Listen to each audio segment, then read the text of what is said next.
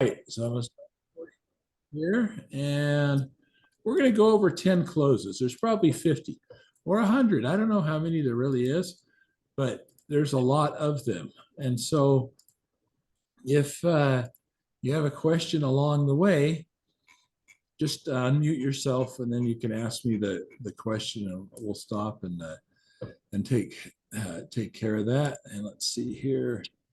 Let me let a couple other people back in. And all right. Okay, so the first one I like to start with is the assumptive close.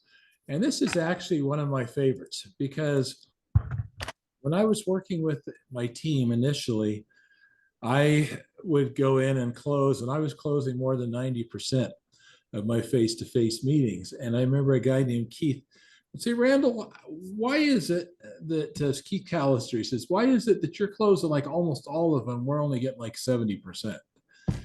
And I said, it's because I assume success. I expect success. I'm looking for success. And I'm going to be really surprised if I walk out without closing a deal, without inking a contract. Okay. So what we want to do is we want to assume that the sale is certain, and we want to lead the buyer to naturally proceed with the purchase. And so we're going to use language that assumes the deal is already made. So when we find you the right house, or when we sell your house for the most money, or we have a number of techniques available for you to help sell your house, even in a market where 7% interest is common. We're going to use assumptive language, assuming that they're going to work with us. So there's a couple of ways to do that. There's a one part and a two part. The two part is, I think you're going to be pleased with our services. Our way of finding and evaluating property is a great choice when you want to get value right from the get-go. And here's part two. By the way, would you prefer that we look for equity as the main focus, or go for a home where you have potential to rent or have an accessory dwelling unit to lower your monthly expenses? And that's an example of a two-part close.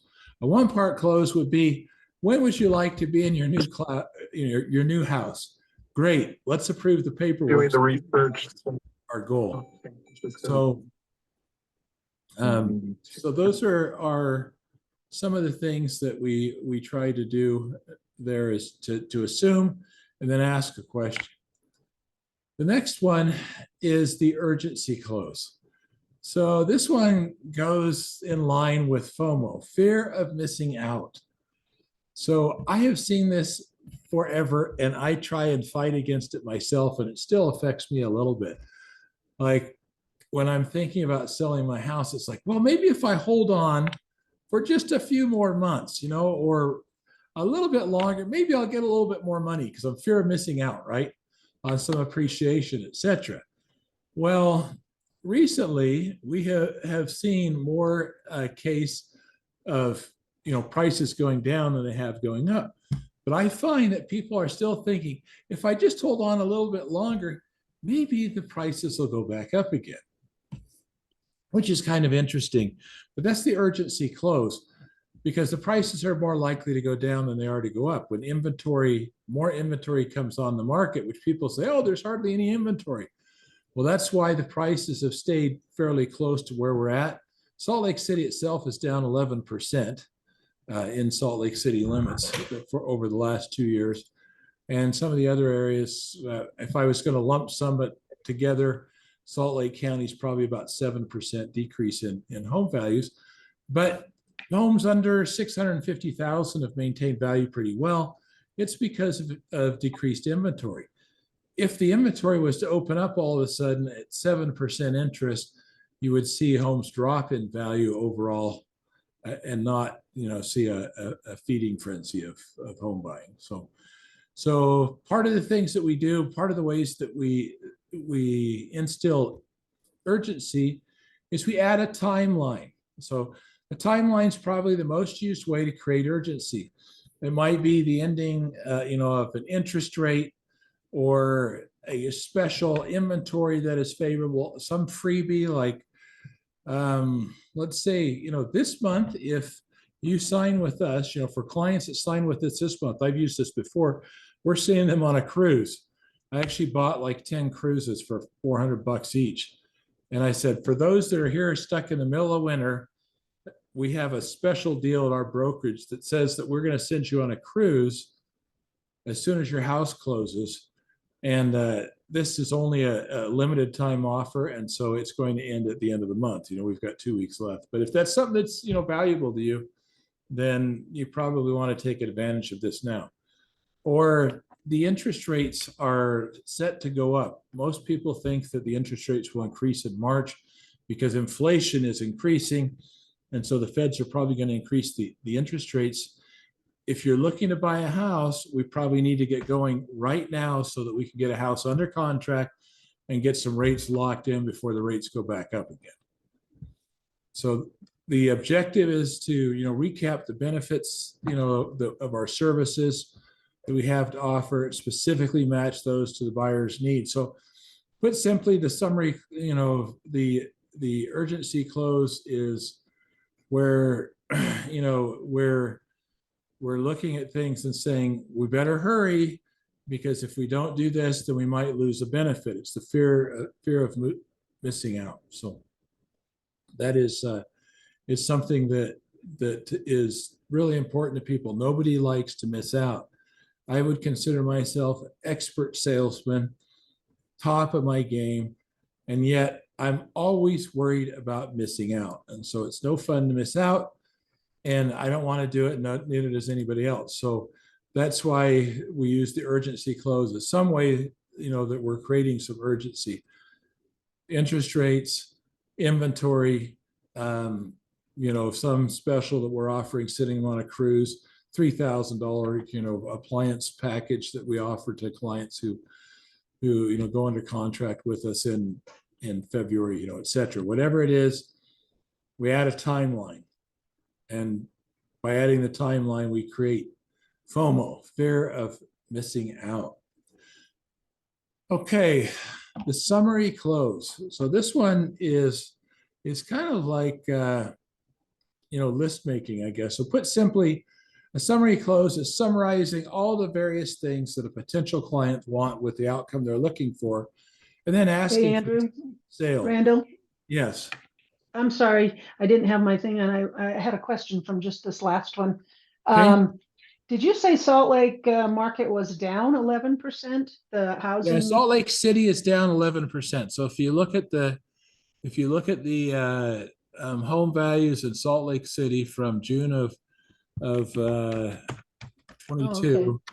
Yeah, they're down 11% in Salt Lake City proper. So okay. different zip codes are down, and I can show you here kind of different. What are they down in Sandy? It depends. Year over year, they're pretty flat. Or may have even gone up almost 1%. But it's if I was looking at the data points, so we're kind of taking me off the closing here. Okay, sorry. Yeah, but I'll be happy to go over that at the end there, and I can log in and show you what it looks like. So okay, and also about cruises. I mean, are we allowed to give people whatever we want to give them now? Absolutely. Oh, because didn't it used to be like $50 a gift? I mean, No, I'm way that's back. for an unsolicited referral. It's $250 now, but you can give anything as a closing gift. Oh, okay. Sell or anything to the, anything to the bar. All right, let me go back in here. Sorry, thank you. You bet. All right, so the summary close is basically we're summarizing the things that potential clients want with the outcome they're looking for, and then asking for the sale. So a point that I really wanted to make is that 66% of all salespeople, and real estate agents are probably worse than this, but 66% of all salespeople leave the appointment, leave the sales meeting, leave, without asking for business.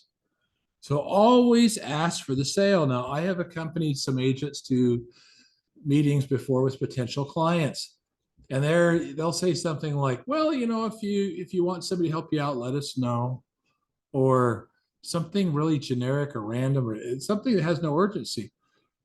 And the answer is not in doing that. The answer is can we work together on this? Will you approve the paperwork? Something like that. Will you approve the paperwork? I've told this story enough that probably people are sick of hearing it, but it was such a good story that I don't mind repeating it.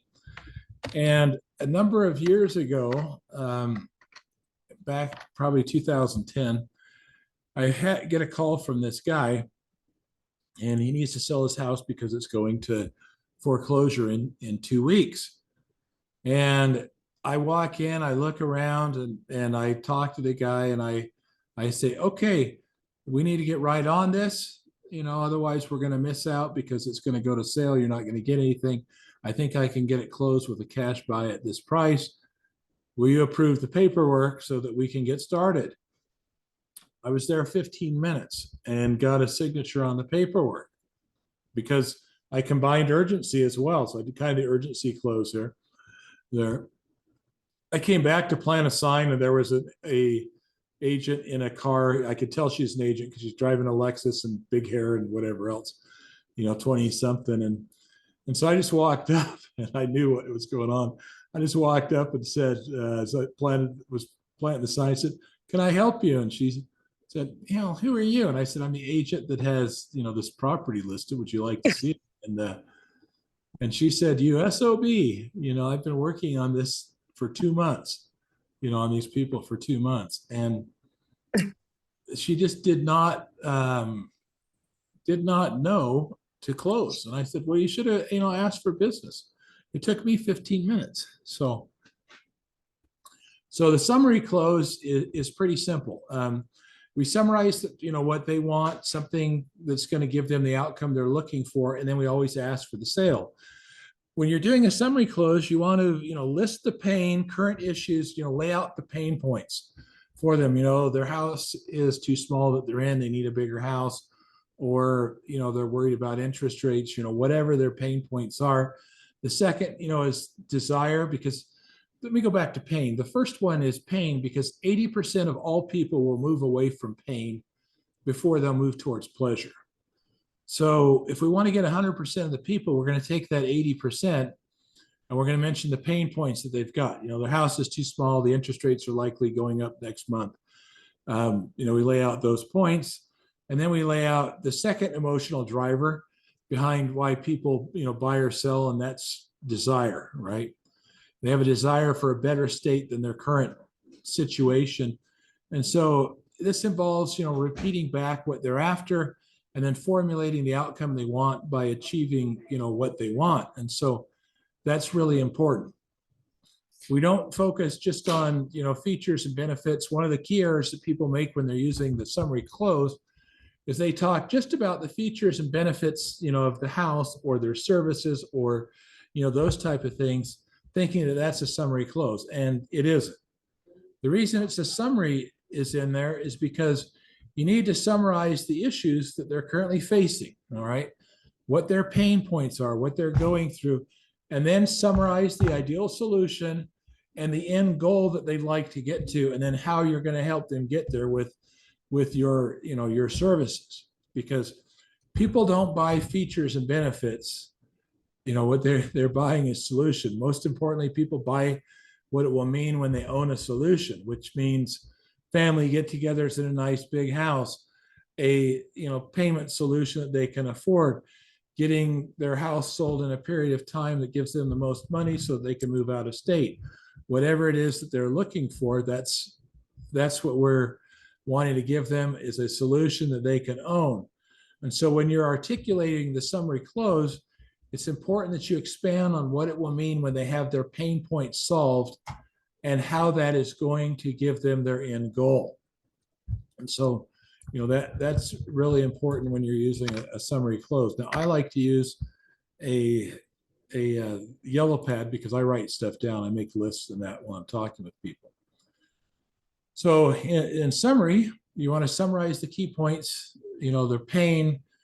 If you hit the pain first, then the pleasure, and do it in a way that's going to align with their desires and needs, reinforcing the value of your services.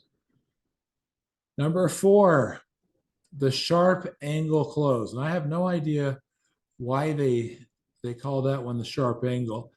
But the objective here is to turn a buyer request or a seller request into immediate closing opportunities. Okay. So what we do is when a buyer asks for a concession, an addition, or if you can do something, we want to agree conditionally on the spot by saying, if I can do that for you, will you move forward today and work with me? All right. So here's what it sounds like. Let's see. If it's a seller, can we get this property sold in 8 weeks? Me. If I can get this timeline handled, are you ready to move forward today so that we can accomplish your goal of selling in 8 weeks? We don't have a moment to lose. I can do this, but only if you sign the paperwork and let me get working today. Okay, that's the sharp angle close. So if you're working with a buyer and they're kind of wishy-washy, like first-time buyers sometimes talk themselves out of as many houses as they actually purchase, and so they might say, well, I'm worried about having equity or losing equity if the home is moving in the wrong direction. And then I'm going to say something like, if I can find you a property that is going to give you equity right away, and I can promise you that, will you work with me and let me start finding your equity rich property that you can move into? And the answer is going to be yes. Well, and if it's some other question, then you can use the same thing with them. So the question close is number 5. And this is a good one. I like to use questions. Questions are really powerful. So there's 2 things I think that are probably powerful when it comes to accomplishing a goal. One is telling a story, okay? And the other one is asking a question. So those are both things that Jesus did, who was probably the greatest storyteller and closer in history. Christianity is the largest religion on earth, but we ask questions because when we ask questions, we lead clients to close themselves. If I tell you something, that might go in one ear and out the other, or you might ignore it. So if I say, do you think it would be better to buy now while the interest rates are low, or wait, until March or later when it looks like the interest rates are going to go up again based on the inflation data? Well, they're thinking about that, and it engages their mind. Anytime you ask a question, it engages the person, right? Their mind is engaged, they're engaged. If you make a statement, if I say it's better to buy now because interest rates are going to go up in March, that's a statement. They don't have to think about it. It might just bounce off their wall. But if I say, Catherine, it looks like the interest rates are going to go up in March because the inflation numbers haven't come down. Do you think it would be better to put a house under contract before that happens, or should we wait? Well, what do you think the answer is going to be? Because Catherine's got to think about it. I've asked her something. She's got to respond, right? And the answer that she's going to come to on her own is going to be, I better get on board because the interest rates are probably going up next month and it's going to cost me more money. And I might miss out on a good deal. FOMO, right? We're going to use that a lot, fear of missing out. So we ask the questions that get buyers and sellers to verbalize what their concerns are, and then we ask questions to help them sell themselves. So you ask a very simple question, which could only be answered if the prospect plans to move forward, I guess, or it could be an options question. So let me ask you a question, Bob. Would you prefer to move forward with option A, or do you think option B would make more sense? So if Bob says, Randall, I'm kind of torn. I want some equity, or I'd like to find something I could build equity in, but I'd also like somewhere that I don't have to do a lot of work in. and that I had the potential to make a little money on later. So something like that would be, all right, Bob, so let me ask you a question. The market's, moving pretty quick right now, and some opportunities might be disappearing in the near future due to interest rates. So would you prefer that we move forward today with trying to find a house that has some equity that helps, shield you from changes in the market? Or would you prefer that maybe we found a house that was more livable, where you can put a accessory dwelling unit or a rental or basement apartment or something of that nature that would help you make your payments? Which one of those would make more sense? So Bob's going to tell me, or Fred, or whoever it is going to give me what they think. Well, I think I'd like the lower payment. Or, I'm okay with doing repairs on a house. I'm happy to build equity. So we want to use the phrase, isn't it, doesn't it, or won't they, those kind of things. But question. So here's another example. So let me ask you a question, Fred. Considering everything we've talked about today and all the benefits that I can offer as an agent with equity real estate, I would say it sounds like this is a great fit for you. Don't you agree? I just like giving prospects an opportunity to say no. Sometimes you can't avoid that. But if there aren't any options, they're not ready to start on the paperwork, this framework can be used to move forward. So just, something like, hey, this is what I can do for you. The market's changing fast. Don't you think it would be good to get going on this right away, considering all the things we've talked about and how I'm going to be able to solve those problems? Don't you think this would be a great fit for you? So he's either got to say yes or he's got to say no. And people don't really want to say no. They want to waffle. They want to do something, but they don't want to say no to you. So, and as you can probably see if you're paying attention, you'll notice that some of these closes I mix with other closes and other elements of other closes. Remember, 80% of people move away from fear. If you can locate the fear point, what the fear point is on people, then you have a lot better chance of identifying those fears and then solving those fears and getting a close, because you can tailor your closing to their fears. So the 20% that go on pleasure means, you can say, okay, what you feel great, because we're going to get you the best interest rate possible before they go up. And I'm going to help you find some equity, because I know of some homes that some investors are selling and it doesn't have a ton of equity, but it has equity, enough equity to give you a cushion, and other buyers aren't going to have that benefit. Don't you think it would be beneficial to you to get started with me now rather than wait for those opportunities to disappear? All right. Number 6, the takeaway close. Okay. When you're using the takeaway close, we're talking about taking away something. So we want to make, the client realize that the value of the offer that we're offering them might not be available if they don't take advantage of it today. So it's an effective sales technique. And we want to add that to our list of closing techniques because it works so well. So what is it really, and how do we use it? Well, put simply, the takeaway close is just when we give our potential clients a limited period of time to make a decision to use our services before the offer no longer stands. For example, we're offering a $3,000 appliance credit for those clients who agree to work with us this month. We have only a few days left in the month.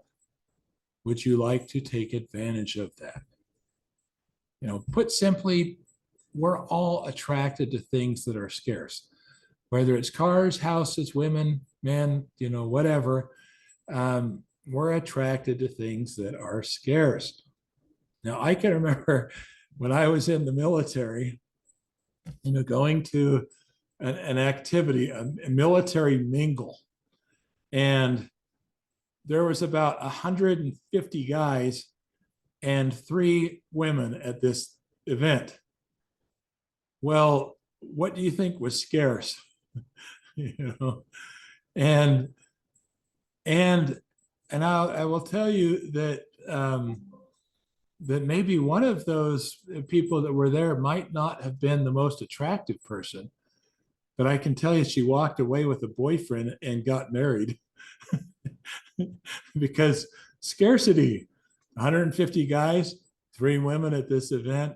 Yeah, that was, that was a scarcity, and people are always attracted to things that are scarce. So when something's perceived as scarce, or an opportunity is rare to come by, people put more value in that product or service. So you want to use the takeaway close when you're letting people know that there's something of benefit to them, something that they're going to enjoy, something that's going to be really good for them, but it's only got a limited window. That's why they say today only. We've got a sale today only, right? Well, it works. FOMO, fear of missing out.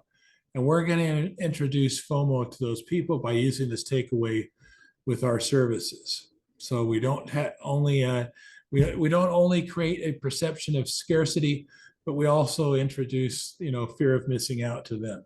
So when they're afraid of missing out on an awesome opportunity, it promotes them to take action because they know they're going to regret it, and they know how they're going to feel later, and they're going to say, I should have gone for that, or the wife is going to say, we should have done that. We could have got a $3,000 RC Willey appliance credit, and we didn't get it, because nobody else offered it to us.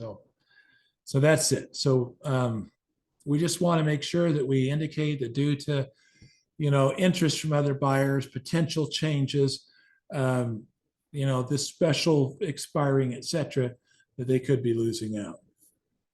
So this one's probably the oldest close on the book, which is the Ben Franklin close. All right.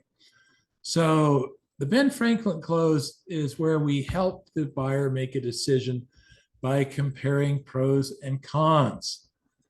So this closing technique only works if it's presented carefully. It's important that you realize that the pros should outweigh the cons by at least 2 or 3 times. Because if you're going through a list and you're making a list, which is what Ben Franklin did, pros, cons, etc., and there's more cons to working with you than there are pros, we've got a problem, right? So let's make sure that we're creating the pros, and we want those pros outweighing the cons by 2 or 3 times. So I would recommend writing out all the pros that your service provides to a client. So Nick Wayland, I don't know if Nick is here. I think he was. I think I saw him here early up.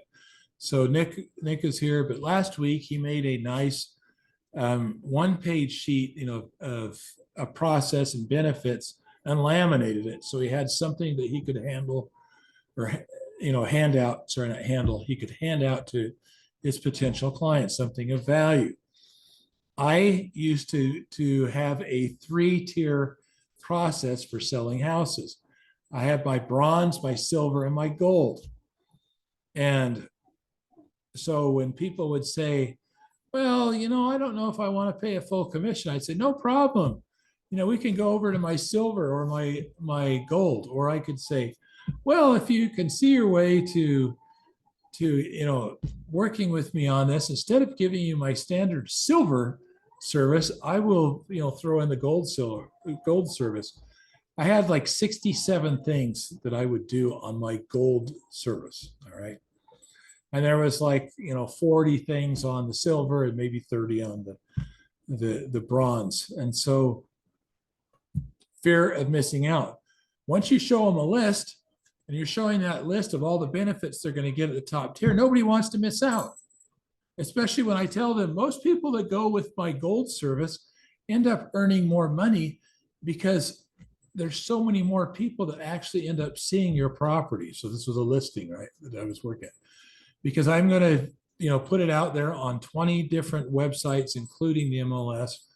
We're going to do mail outs. We're going to do, all of these things, door hangers, door knocking, in the area, all of those types of things. And so, but I understand you want to save money, and I can respect that. So I'd be happy to go with the silver level of service. And here's what I can offer you. some people, they'd rather save more on commission than earn more money on their house. And so understanding that, that's why I have a silver level. So we present the offer of making a pros and cons list, especially if the client isn't going with your offer. The hangups could be something like commission amount, they want to sleep on it, friend in the real estate business, thinking about it, etc. But basically, we're going to use this close when we get difficult objections that require logic, and we're breaking down the deal. And I will probably spend a time one of these classes talking about how to identify people that you've got to use logic on versus people that are emotionally driven, etc. But after the list is made, right, once you get a list, you get all the pros you can and the cons out of the way, you start adding value. So you add value by thinking up some more pros. And you got to remember that some pros might be worthless to the client. For this reason, you should ask something like, what is that worth to you after adding another pro? Keep going until you run out of pros, right? But the idea is to be heavily weighted 2 or 3 times as many pros as there are cons. So that's, we list the benefits, the pros, the drawbacks, the cons, and then show the positives far outweigh any negatives. So a common one might be, well, I've got my brother's sister's wife's cousin who is a real estate agent, and they're going to feel bad if we don't use them. So I list, okay, great. So we're going to make our, brother or sister's wife's cousins, that's an agent, feel bad. So that's a con. I can understand that. On the other side, we're going to say, all right, but aren't they a part-time agent? And well, yeah. So a pro is that you've got somebody working on this full-time that's going to help you sell your property. What's that worth to you? Is having somebody full-time working for you versus part-time working for you going to give you a better chance of selling at a higher price? So there's the question. I combined the list, with the question, right? So that's what we do, is we just make sure we list the benefits and the drawbacks, and then we make sure that we answer all those things. And I might put, 10 things there. Then I'd say, and how about, solving the problem by making your quasi-relative feeling bad by offering them a referral fee. How about they don't have to do anything? I'm going to do all the work. You're going to get the best salesperson possible. And I'm going to give them 25%, as a referral fee, just because you're related to them and just because, you mentioned them. So that's something you could do. This one is fun. I don't know how many of you know Columbo or remember a Columbo from, Peter Falk being on TV, but there is a close called the Columbo close, and that's close number 8. So the objective is we use, a seemingly afterthought question to bring the buyer back into the negotiation. Sometimes they'll call this like a Hail Mary close as well. But the name of the Columbo close originates from the TV show Columbo, which aired, throughout the 1970s, and it had a huge cult following in the process. So the show is about this detective named Columbo who he roams the streets of Los Angeles catching criminals. And he looks stupid, but he's a very cunning and clever man. And so he almost never gets easily outwitted by the miscreants he's chasing. So whenever he's questioning a suspect, he would seemingly finish his questioning with the suspect heading for the exit for himself. But just as he was looking like he was leaving, he would turn around and ask the suspect and put them on the spot with a carefully crafted question. He would say, one more thing before I leave, or one more thing, when turning around to question the suspect. So just, when they thought they got away from Columbo, the detective had another idea, and this is usually what he caught them on. So what actually is the Columbo close in sales? Well, the Columbo close is when an agent is on the brink of losing the client and the client's heading towards the exit.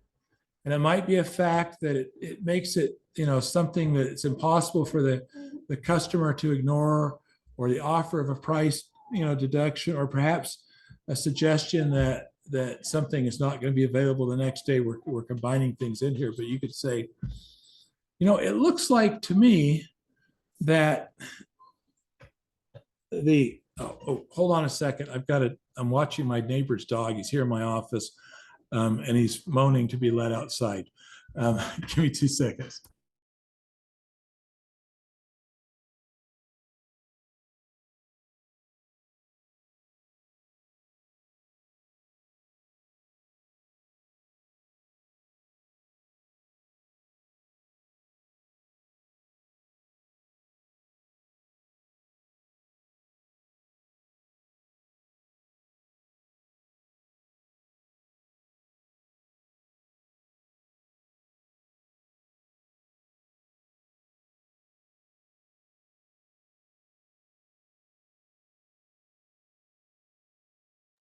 Sorry, I had a friend who's visiting his daughter at a university up in Idaho, and asked me to watch his dog, and I didn't really want the dog pooping on the floor. So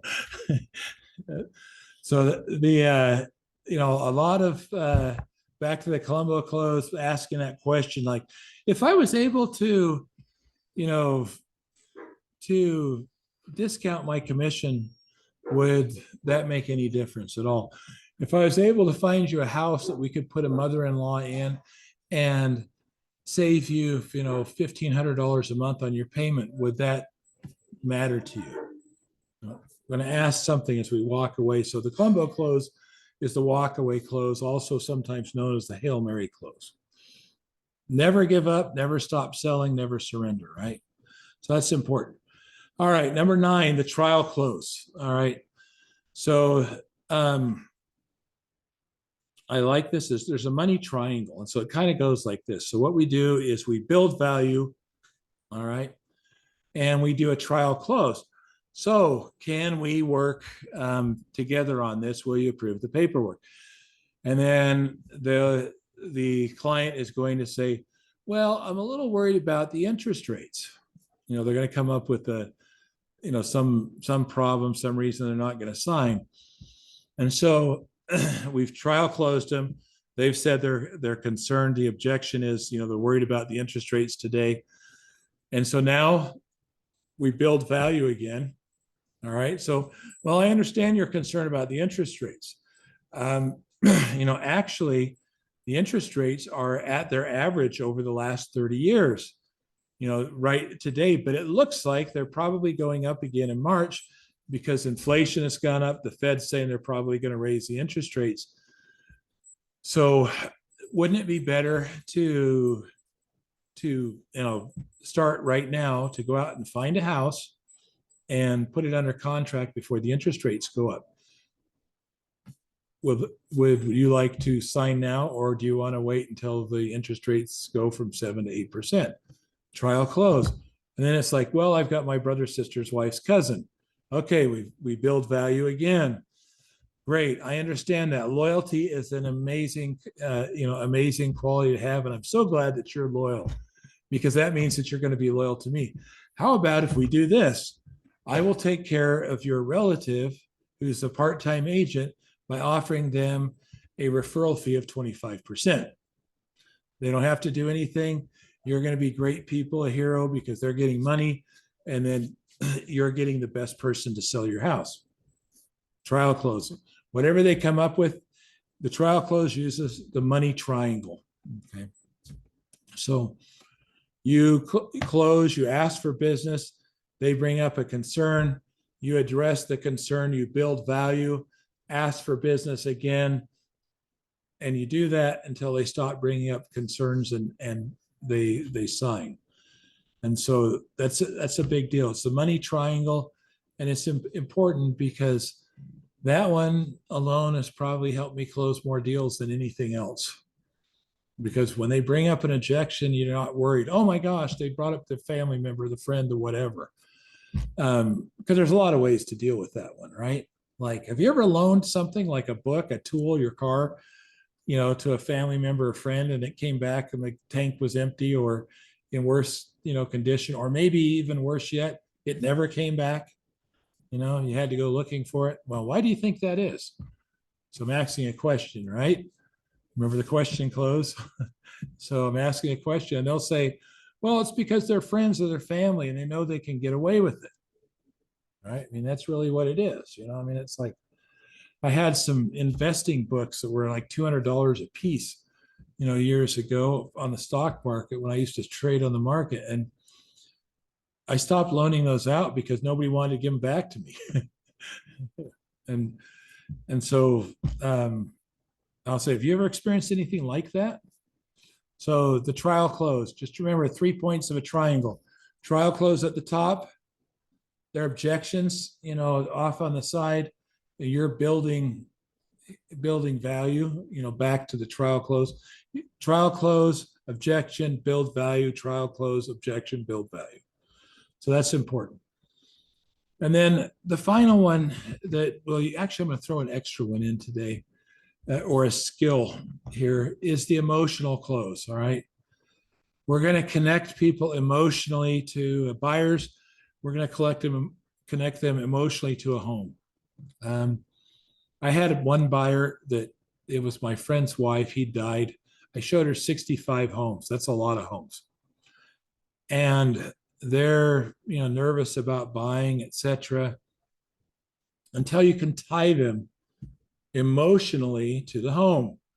And so you say, Karen, or, or whoever, whatever the name is, you can say, this house, I think, would be really great when your friends come over. Your kids are going to love it. It's close to, to hayfield and horses over here. So it's kind of quiet. You don't have any neighbors, out here in Utah County. And this is a place that, friends like me would want to come to dinner and spend time with you. I don't think you're ever going to be lonely with a house like this one, because it does everything it needs for you to be able to entertain easily. It's got a great kitchen. It's got the walkout patio. It's got a large living space. It's inviting. I think that you would really love this home because, you're going to have your friends and family and the people that you love around you at this time in your life. Well, I closed that one. And every year for like 5 years, on the anniversary of closing that one, I would get a text from her. Randall, I'm so happy that I bought that house. It's been so wonderful for the kids and to have friends and family over. I just am so grateful that I was able to buy that house. So that's important. Sometimes there's one skill that I want to share with you as well before we finish up here. And that's kind of like it's called like a negative assumption. So if I'm going to tell somebody something, like let me see, phrase how this would work best. All right. So if I'm an investor and I want to buy a property and I'm going to make an offer on a property. Now, as an investor, you know that your offering price is low enough when it embarrasses you. Okay. If your offer price doesn't embarrass you, it's not low enough. I mean, that's the fact. That's where we start from. Because you can always go up, right? But it's harder to go down. So I might come to somebody who's thinking they're going to get, $400,000 as the rock bottom price. We've negotiated it down. I've been embarrassed, but they're at 400 and says, well, okay, I could take 400. So then I might say, so that means that if I was to offer you, cash close this week at, 380,000, you probably wouldn't consider that one at all, would you? You wouldn't consider that offer at all. See what I'm talking about? I'll throw it out, then I'll say, well, you wouldn't consider that, because a lot of times people, when you tell them they wouldn't do something, they want to do something, right?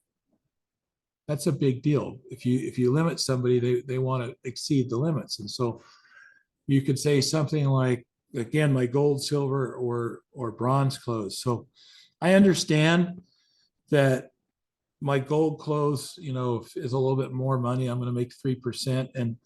And typically those that use my gold services end up earning more for their house and netting more, when they sell their house. But it sounds like you're more concerned with the commission. So I'm going to guess that even if I was able to net you, 3 or 4% more for your house, that you wouldn't be interested in my gold level services, right?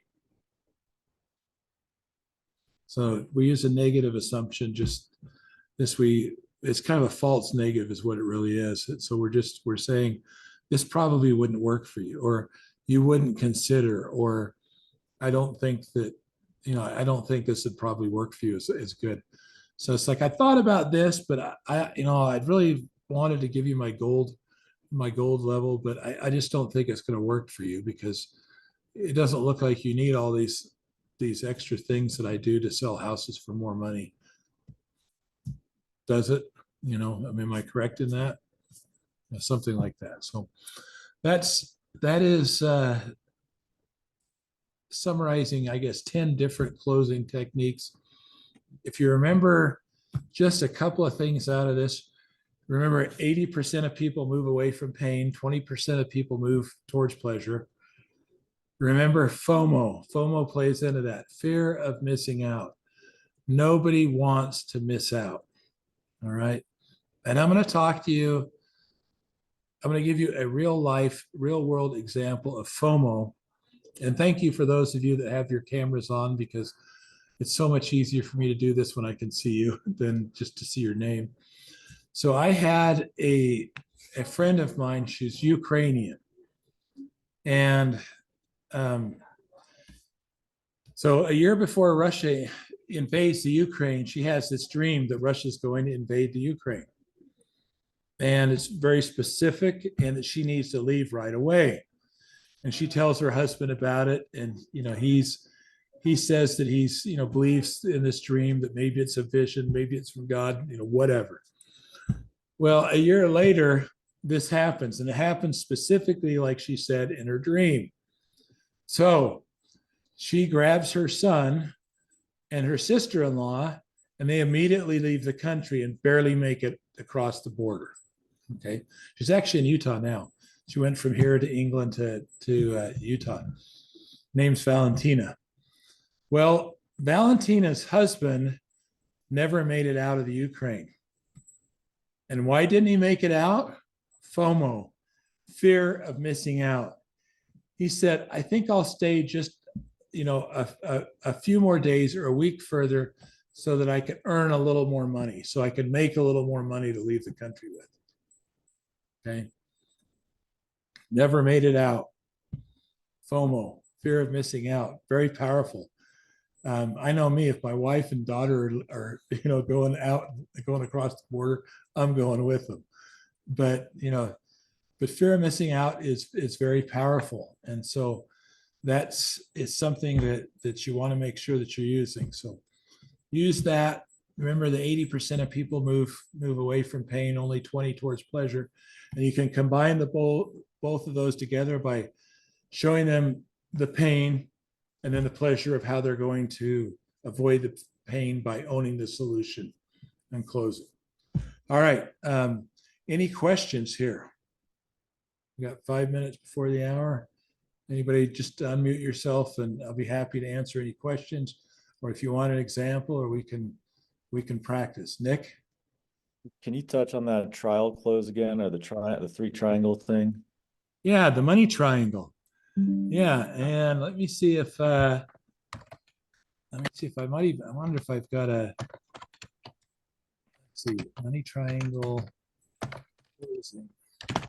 Okay, let's see if I can do this on, if there's an image. All right. Nope, that's okay. So basically, here's what I'm going to do is I'm going to make this really good, my friend. So we're going to do this, and I'm going to share the screen. And this is a big deal for everybody. All right. So I've got this triangle, and here is let's see, I'm going to do Snagit. Okay, there we go. And I'm going to adapt this while we're talking, and that way you won't forget it. So here we are. All right, and there we go. Okay. So we got, I'm going to get rid of all this. So here is, I'm going to blur this out, delete. All right, I'll fill that with. All right, and then right here we've got, put this in red. There we go. Trial close. Okay. Nick, will you let me help you sell your house? Give me an objection. Go ahead. Sorry, I had to unmute it. You know, I just don't think I'm ready yet, Randall. Okay. Objection. That's a little bit harder one because that's not one. That's not Okay, let's go with that one. I mean, I could work with that one. I'd say, Nick, why do you think you're not ready? you know, I feel like there's not enough buyers in the market right now because of the interest rates. Okay. All right. And that's it. That's, so here's what let me just fill this. All right. So I trial closed you. You said, I'm not ready right now. Your objection was, I don't think that there's enough buyers in the market because of the interest rates. All right. So who remembers what the third part was? Because this is, you could also call it the money circle, but I like the money triangle. Now I'm going to build value. All right, Nick, I understand that. The interest rates are high. However, did you notice that this week the data came out and it's showing that inflation is still well above 2%, is actually increasing, and that consumer confidence is down, fewer people are buying? Were you aware of that? No, I wasn't. Okay, so I've just asked you that, right? I've asked you a question, you had to engage, right? So if the interest rates are going up and consumer confidence is going down, do you think that people would rather buy at 7% or 8% interest rates? I'm sure they'd rather buy a 7. Okay. Do you think that, now you notice I'm using the question close here as well. I'm making this part of it. So would there be more buyers at 7% or more buyers at 8%? It's got to be more at 7. Okay. So if that's the case, wouldn't it be better to sell now rather than watch our property, potentially go down in value? Yeah, I mean, if we can do it in time. Oh, great. So you just another objection, right? All right. So what's your timeline? What do we need to sell by? I'm kind of flexible, but I don't have a ton of equity, so the goal is to get as much as what the timeline is, the most dollars. All right. So I understand that completely. So here's what we need to do. It looks like in March, which we're not very far away, we're maybe a month away, the interest rates are going to potentially go up. That's what Wall Street is saying. And I think we need to put your house on the market today so we can get it under contract at a great price. The buyer can lock up an interest rate at 7%. And that way we're able to sell for more money instead of potentially losing money as the interest rates go up an extra percent. Wouldn't you agree? Yeah, it seems about right, as long as we can set like a bottom limit to it and shoot for the stars. Okay, there's the objection. You're worried about a bottom limit. No problem. I'll be happy to set a bottom limit because you can always stay living in your house if we don't sell it for the price we want. We just need to understand that we're probably going to be in that property for quite some time. Yeah, I mean, I guess if that's the worst case scenario, I got to spend more time there, then We're good. So I'll I'm going to live with close it. It's just the circle, right? You come up with something, build value, trial close, objection, build value, trial close, objection, build value, trial close, until you close. Does that Good make example. sense? Yeah, I like that. Trial close, So- objection, build value. So that works good. Any other questions? Just go ahead and unmute yourself if you got one. And all right. Well, I think that was it for today. Hopefully that was something of value for you. But a lot of times we mix several of the different, closes, together. And maybe if I hadn't used the trial close and it wasn't working and I'm leaving, the apartment or, where you're at, Nick, or your house or where you're selling. And I'm going to say, if you knew that the interest rates were going to go up next month and there would be 11% fewer buyers available to purchase your home, would you be more inclined to work with me now? And, we've already talked about interest rates going up, et cetera, but that's the Hail Mary, the Columbo close, right? Where I look back and say, I throw that last attempt to close in there.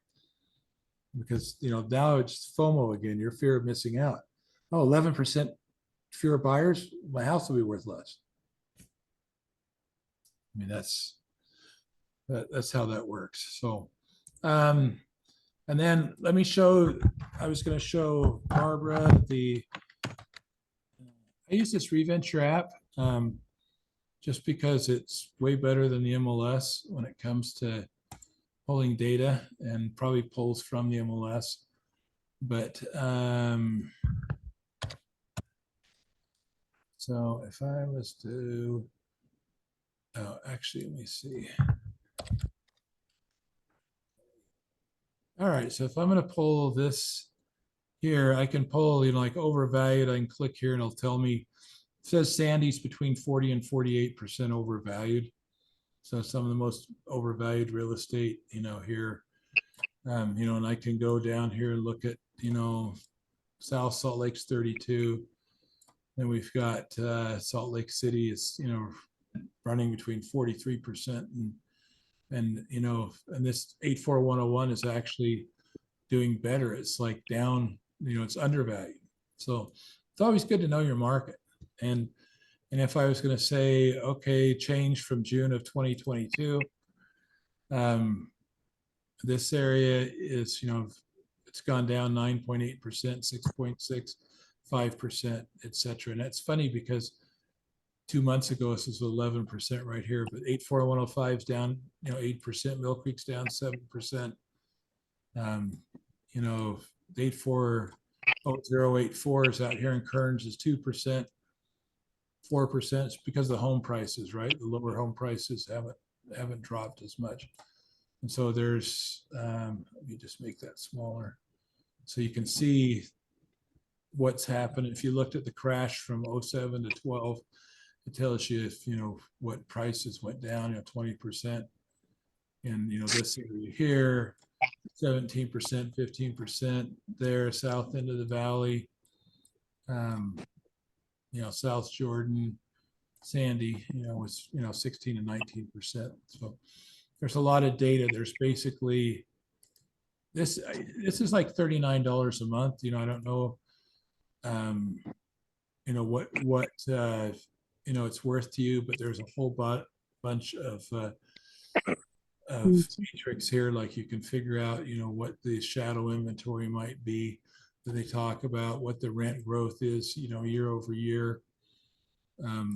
This is all data that I can use to sell people. So do you know that the rents went up in Sandy, almost 0.6%, almost 1%, because 0.56% is almost 1. So we just round up, right? There's just different things we can do to try and add value. We can look at the demographics. We can look at the, median household incomes. Over here is 102,000 and 84094s, 136 there, which is kind of interesting because the Harvard Yale area has a lower income than Sandy does. So it's just which you wouldn't expect because the houses are a lot more money, but those zip codes over there are actually showing a lower income level. So there's a lot of data points that you can find. were you able to see that on the screen? No, okay. Oh, sorry. All right, so it looks like it clicked off. So like I use reventure. This is me looking at reventure. Sorry, I'll just go back over what I showed you, but there's like 40 different data points. This is what the median household incomes are in these areas. All right. So here's, Sandy's 100, 84094 and 84070 runs between like 80 and 100,000. This part of Sandy, it's a little higher up, it's a little higher. Draper's 131. As you move through the valley, it gives you, lower median income, which this is kind of interesting because according to Moody's, the median income in America is $75,000. And they're saying that the average family is spending $750 more a year over year, than they were a year ago on living expenses. And that the average wage increase is only 4%, which is $250. So it means that in 2023, in real dollars, people were down $500 a month as far as what it cost them to live. And then it was probably $500 a month in 2022 as well. So people are struggling to get by. But you can look at other data points like home price and affordability. So here you can see what the overvalued rate is by area, by zip code. You can do it by city, but I break stuff down, into zip codes because if I'm working in, each area, I want to know what's going on in that area. And plus it makes me look like the smartest guy in the room because I'm going to say, okay, we're out here, your house is it's in Sandy or it's in West Jordan, let's say, this part of West Jordan, above, this line is 43% overvalued. This part here is a little bit less, 36%. You're in the 36%. So we're, I can spin it however I want. We're less overvalued. Here's the change. There's the change that we've seen from June of 22. It looks like we're down about 4% in this area of West Jordan. You can see it right here, right? Minus 4.4, minus 3.9. And so I can speak authoritatively on that. If I'm looking at, value to income ratios, anytime, you hit, go above, 4 or whatever else, you've usually got problems in real estate. Well, Salt Lake City is up here at almost 7% or 8%, depending on how far east you go. And it just means it's part of the home affordability index, right? And so there's, the average home values. I can see what those are by zip code. Out here in Sandy, it's 527, and unless I go further east here, but these zip codes up to 13th East is 527, and then it jumps up, from there. But you can break it down. We talked about, Kearns or West Jordan is, 529 in this area of West Jordan that we talked about.